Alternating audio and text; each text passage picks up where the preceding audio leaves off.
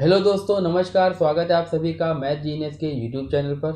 और आज की क्लास में हम लोग आधुनिक भारत के इतिहास के टॉप 30 इम्पोर्टेंट क्वेश्चंस को करने वाले हैं, जो 2023 में जितनी भी परीक्षाएं आपकी होने वाली हैं उन सभी के लिए बहुत ज़्यादा इम्पोर्टेंट हैं। तो आज की वीडियो चलिए स्टार्ट करते हैं। लेकिन उससे पहले अगर आपने अभी तक वीडियो को लाइक नहीं किया है तो सबसे पहले वीडियो को लाइक कर दीजिए, और जो लोग चैनल पर नए हैं वो चैनल को सब्सक्राइब करके बेल आइकन को ज़रूर दबा दें, ताकि जो भी अपडेट होती है वो आपको सबसे पहले मिल जाए। तो चलिए आज की क्लास को स्टार्ट करते हैं। पहला क्वेश्चन देखते हैं क्या कह रहा है। पूछ रहा है कि भारत आने वाला पहला पुर्तगाली व्यापारी कौन था।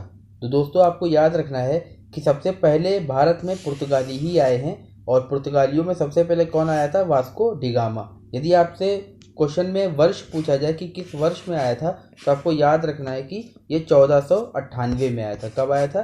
1498 में। तो इसका सही उत्तर हो जाएगा ऑप्शन बी, वास्को डिगामा। चलिए नेक्स्ट क्वेश्चन को देखते हैं। पूछ रहा है ईस्ट इंडिया कंपनी की स्थापना कब हुई।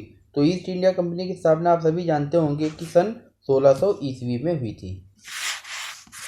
नेक्स्ट क्वेश्चन देखते हैं। पूछ रहे हैं बंगाल में द्वैत शासन की नींव किसने रखी। दोस्तों द्वैत शासन जो है इसके बारे में आपको दो बातें याद रखनी है। एक तो ये कि इसको स्टार्ट किसने किया, और दूसरा ये कि इसको ख़त्म किसने किया। तो अगर आपसे पूछा जाता है कि द्वैत शासन की शुरुआत किसने की, तो आपका उत्तर हो जाएगा रॉबर्ट क्लाइव। अगर आपसे वर्ष पूछता है कि कब की, तो आपको बताना है कि 1765 में की थी। अगर आपसे एग्जामिनर पूछ देता है कि द्वैत शासन को समाप्त किसने किया, तो आपका उत्तर होगा वॉरेन हेस्टिंग। अगर आपसे समय पूछता है यानी कि कब किया था, तो आपको याद रखना है कि 1772 में किया था। ये बातें आपको द्वैत शासन के बारे में याद रखनी है, एग्जाम में इनमें से कोई भी क्वेश्चन बन सकता है। चलिए नेक्स्ट क्वेश्चन को देखते हैं। देखिए पूछ रहा बंगाल में द्वैत शासन को समाप्त किसने किया। तो मैंने अभी आपको बताया वॉरेन हेस्टिंग ने किया। कब किया? तो 1772 में किया।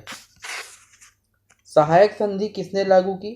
तो सहायक संधि के बारे में आपको याद रखना है कि वैसे तो इसका उत्तर लॉर्ड वेलीजली हो जाएगा, लेकिन सहायक संधि की अगर आपसे पूछा जाए कि किसने इसको स्टार्ट किया, यानी किसने इसकी शुरुआत करी, तो आपको याद रखना है इसका सही उत्तर डुप्ले होगा।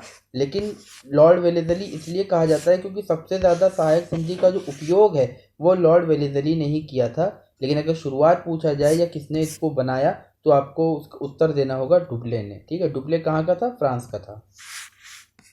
नेक्स्ट क्वेश्चन कह रहा है कि प्लासी का युद्ध किनके मध्य हुआ था। तो आपको याद रखना है प्लासी का युद्ध सिराजुद्दौला और अंग्रेज़ों के बीच में हुआ था, जिसमें अंग्रेज जो थे वो विनर थे, वो जीत गए थे। अगर आपसे पूछता है कब हुआ था, तो दोस्तों याद रखना है 1757 में प्लासी का युद्ध हुआ था।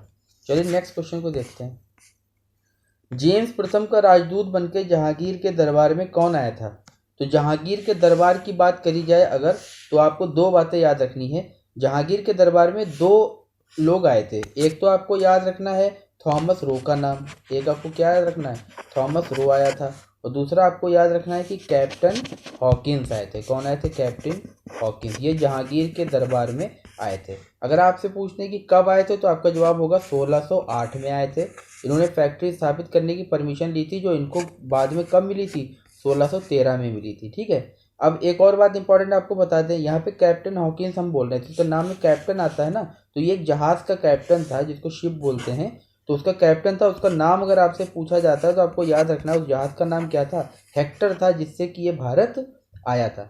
ओके, तो इतनी बात आपको याद रखनी है। एक बात और इम्पोर्टेंट आपको इसके बारे में बता दूं कि इसका सही उत्तर तो थॉमस रो हो जाएगा, क्योंकि कैप्टन हॉकिंस तो है नहीं। अगर होता तो वो होता, कैप्टन हॉकिंस सही उत्तर होता। यदि दोनों ऑप्शन में दिए हैं तो दोनों ही इसका सही उत्तर हो जाएगा। ठीक है। अच्छा एक बात और, ये कैप्टन हॉकिंस जो है ना, इसको ईरानी यानी कि जो है तुर्की भाषा, सॉरी ईरानी नहीं, तुर्की भाषा का बहुत अच्छा ज्ञान था। तो जहांगीर से तुर्की भाषा में ही बात किया करता था। तो जहांगीर ने इसको जो है इंग्लिश खान की उपाधि दी थी, मतलब इंग्लिश खान इसको बोलता था। तो ये इंपॉर्टेंट क्वेश्चन है, पीसीएस लेवल का है आपको, लेकिन याद रखना है आपके एग्जाम में भी फायदा दे सकता है ये। अगला क्वेश्चन पूछ रहे हैं कि कौन आक्रमणकारी मयूर सिंहासन को उठा के ले गया। तो मयूर सिंहासन के बारे में आप जान लीजिए कि एक तो ये कि इसको बनवाया किसने था। तो सही उत्तर हो जाएगा आपका शाहजहां ने। किसने बनवाया था इसको? शाहजहां ने। ये वही सिंहासन है जिसमें कोहिनूर हीरा जड़ा हुआ था। तो शाहजहां ने इसको बनवाया था, लेकिन उठा के यहाँ से कौन ले गया था? तो नादिर शाह उठा के ले गया था। मयूर सिंहासन को ही दोस्तों तख्ते ताउस भी कहते हैं, तो आपको ये भी याद रखना है, इसी को बोलते हैं तख्ते ताउस। ठीक है, तो ये भी एक इम्पॉर्टेंट क्वेश्चन हो सकता है आपसे एग्जाम में पूछ दिया जाए। तो तख्त ताऊस को ही कहते हैं मयूर सिंहासन को। मयूर सिंहासन में ही कोहिनूर हीरा जड़ा हुआ था। बनवाया किसने था? शाहजहां ने। और लेके कौन गया? तो नादिर शाह इसको लेकर गया। चलिए नेक्स्ट क्वेश्चन देखते हैं। पूछ रहा है कि भारत का प्रथम गवर्नर जनरल कौन था? तो दोस्तों इस सवाल का सही उत्तर हो जाएगा ऑप्शन सी, यानी कि विलियम बेंटिक। याद रखिएगा, यदि आपसे पूछे भारत का प्रथम गवर्नर जनरल तो उत्तर होगा विलियम बेंटिक। और यदि आपसे अंतिम पूछता है तो आपका सही उत्तर हो जाएगा क्या? कैनिंग। तो कैनिंग लास्ट थे और विलियम बेंटिक पहले थे। चलिए नेक्स्ट क्वेश्चन को देखते हैं। पूछ रहा है कि सती प्रथा को किस गवर्नर जनरल ने समाप्त किया? याद रखिएगा, इसका सही उत्तर हो जाएगा ऑप्शन डी, विलियम बेंटिक। याद रखने के लिए आप इनके नाम का सहारा ले सकते हैं कि बेंटिक नाम है ना, तो बेंटिक ने बैन किया था किसको? सती प्रथा को। यदि आपसे पूछता है कब किया था तो आपको याद रखना है 1829 में किया था। किसके साथ मिलकर किया था? तो राजा राम मोहन रॉय के साथ मिलकर इन्होंने किया था। तो ये दो बातें आपको याद रखनी है, राजा राम मोहन रॉय।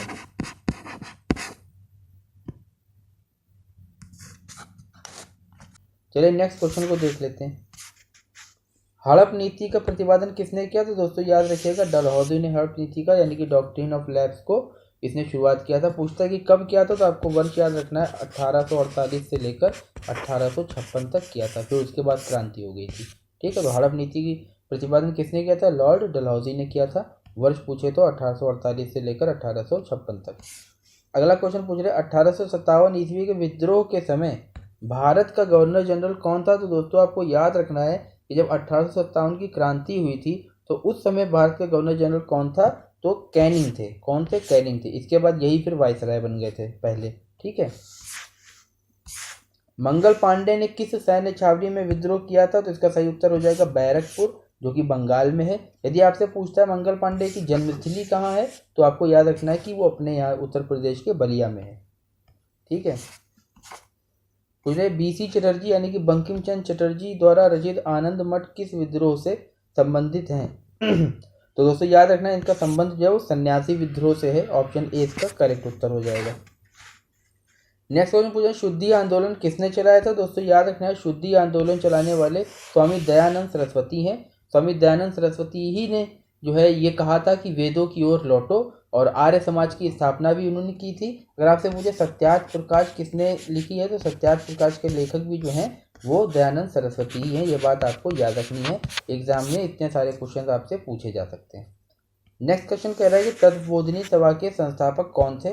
तो दोस्तों याद रखना है, तत्वबोधिनी सभा के जो संस्थापक थे वो देवेंद्र नाथ टैगोर थे, जो कि रविन्द्रनाथ टैगोर के भाई थे। ठीक है, तो इससे आपको याद रहेगा कि रविन्द्रनाथ टैगोर के भाई देवेंद्र नाथ टैगोर जो हैं उन्होंने तत्वबोधिनी सभा का क्या किया था? संस्थापना की थी। अगला क्वेश्चन पूछ रहे हैं भारतीय राष्ट्रीय कांग्रेस की स्थापना कब की थी? दोस्तों आपको पता होगा, सन 1885 में की थी। अगर पूछ रहा है अगला क्वेश्चन की किसने की थी, तो आपको इसका जवाब हो जाएगा ए.ओ. ह्यूम ने की थी। किसने की थी? ए.ओ. ह्यूम ने की थी। कब की थी? तो 1885 में की थी। ठीक है, चलिए नेक्स्ट क्वेश्चन को देखते हैं।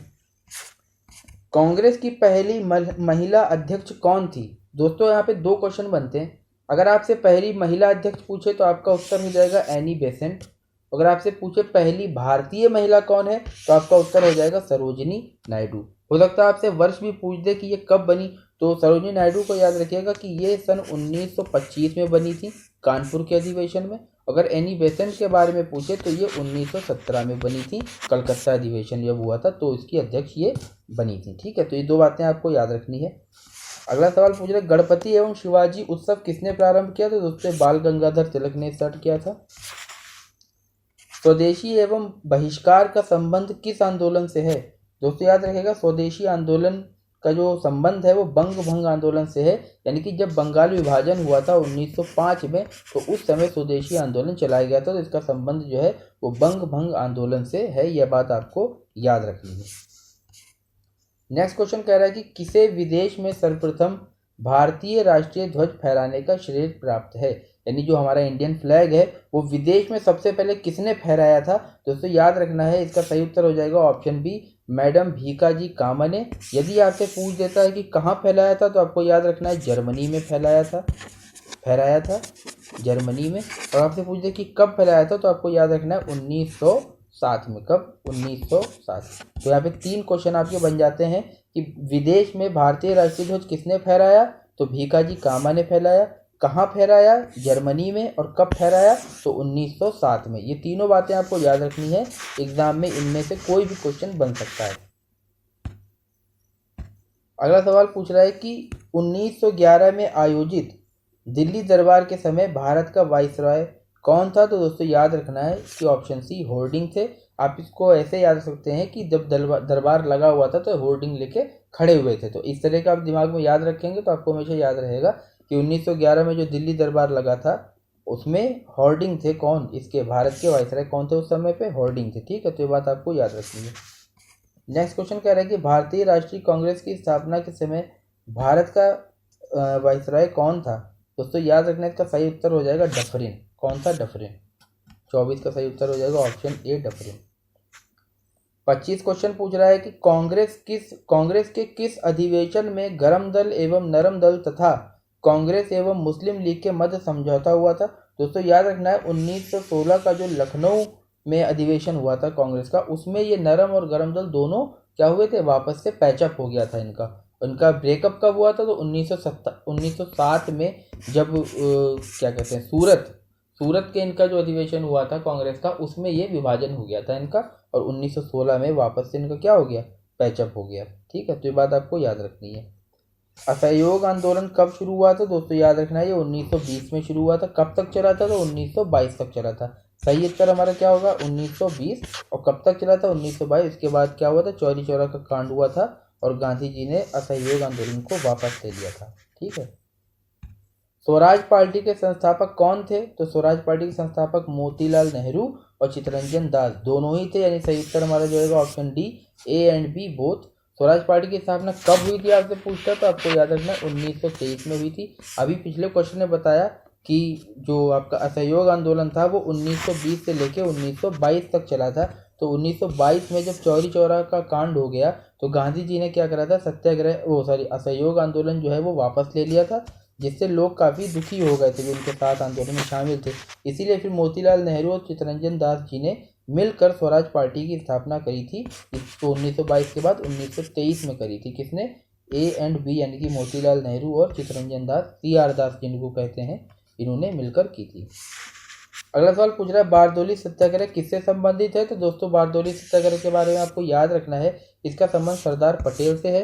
यदि पूछता है बारदोली सत्याग्रह कब हुआ, तो आपको याद रखना है 1928 में हुआ था, और इसी सत्याग्रह के दौरान गुजरात की जो औरतें थीं उन्होंने सरदार पटेल को, मतलब वल्लभ भाई पटेल को सरदार की उपाधि दी थी। तो आपको यहाँ पे एक बात याद रखनी है, अगर आपसे पूछा जाए कि सरदार वल्लभ भाई पटेल यानी वल्लभ भाई पटेल को सरदार की उपाधि कब दी थी, तो 1928 में किसने दी थी, तो गुजरात की महिलाओं ने दी थी। और कहाँ दी थी, तो बारदोली सत्याग्रह के दौरान इनको दी थी। ये 3 बातें आपको याद रखनी है। नेक्स्ट क्वेश्चन पे चलते हैं। कह सविनय अवज्ञा आंदोलन के समय भारत के वाइसराय कौन थे, तो ये क्वेश्चन आपको याद हो जाएगा अगर आपको ये पता हो जाए कि सविनय अवज्ञा आंदोलन कब हुआ था। तो सविनय अवज्ञा आंदोलन जो है वो 1930 में हुआ था। तो आपको याद रखना है, देखिए गांधी, ये जो इसका सही उत्तर ऑप्शन डी है, इरविन। ठीक है, कैसे याद है, तो ऐसे याद रखिए कि गांधी इरविन समझौता जो है वो 1931 में हुआ था, और सविनय अवज्ञा आंदोलन जो है वो 1930 में हुआ था। तो 1931 में इरविन के साथ समझौता हुआ, यानी उस समय इरविन थे, और 1 साल पहले जो है वो ये हुआ था सविनय अवज्ञा आंदोलन। इसका मतलब है उस समय कौन रहा होगा, इरविन रहा होगा। तो इससे आपको क्या होगा, याद रहेगा। ठीक है, इरविन के बारे में एक बात और आपको याद रखनी है कि जब ये थे तो उसी समय जो गोल में सम्मेलन हुए 3 उसी वक्त हुए थे, 1930 में, 1931 में और 1932 में। ये तीनों गोल में सम्मेलन जो हैं वो इरविन के समय में ही हुए थे। ठीक है, नेक्स्ट क्वेश्चन, आज का लास्ट क्वेश्चन हमारा है, क्या कह रहा है, किस योजना के आधार पर भारत पाकिस्तान का विभाजन हुआ था। दोस्तों याद रखना है, इसका उत्तर क्या हो जाएगा, माउंटबेटन योजना के आधार पर भारत पाकिस्तान का विभाजन हुआ था। तो ये थे आज के 30 इंपॉर्टेंट क्वेश्चन। होप आप लोगों को अच्छा लगा होगा। अगर सेशन आपको पसंद आया तो वीडियो को लाइक और शेयर करना बिल्कुल ना भूलें, और चैनल को सब्सक्राइब करें और अपने दोस्तों को भी बताएं, ताकि वो भी इस क्लास का फ़ायदा उठाकर एक सरकारी सीट पक्की कर सकें। चलिए मिलते हैं आपसे नेक्स्ट वीडियो में, तब तक अपनी सेहत का ध्यान रखिए और रेगुलर पढ़ाई करते रहिए। धन्यवाद।